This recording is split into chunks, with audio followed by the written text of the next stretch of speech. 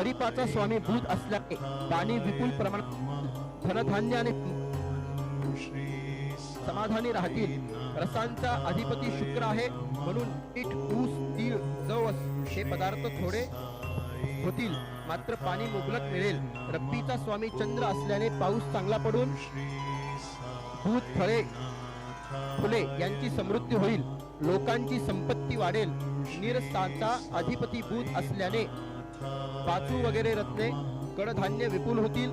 आर्द्रा प्रवेश ज्येष्ठ कृष्ण द्वादशी रविवारी 22 जून 2025 रोजी सकाळी 6:19 वाजता सूर्य आर्द्रा नक्षत्रात प्रवेश करतो. त्याचे फल लोकांमध्ये सुख समाधान वाढेल. जनावरांचा त्रास होईल, रोगराई वाढेल. या वर्षी नीलक नावाचा मेघ, वासुकी नावाचा नाग असल्याने पर्जन्यमान चांगले राहील. पिके चांगल्या प्रमाणात येतील.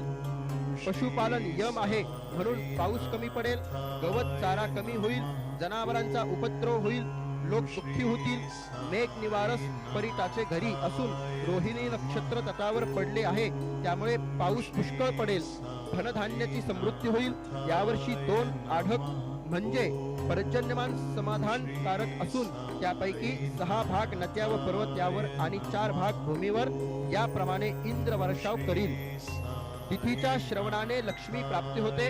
वाराच्या श्रवणाने आयुष्याची वृद्धी होते. नक्षत्राच्या पातक जाते. योगाने रोगांचे निवारण होते. कारणाच्या श्रवणाने चिंतित मनोरथ सिद्ध होतात. सर्वांच्या श्रवणाने नित्य गंगा स्नानाचे फळ मिळते. हे शुभकारक वर्षफल संवत्सरारंभाच्या दिवशी जे भक्तीने श्रवण करतील ते वर्षभर सुखी राहतील. श्री गजाननार्पणमस्तु. भवतु. नंद सद्गुरु साईनाथ महाराज की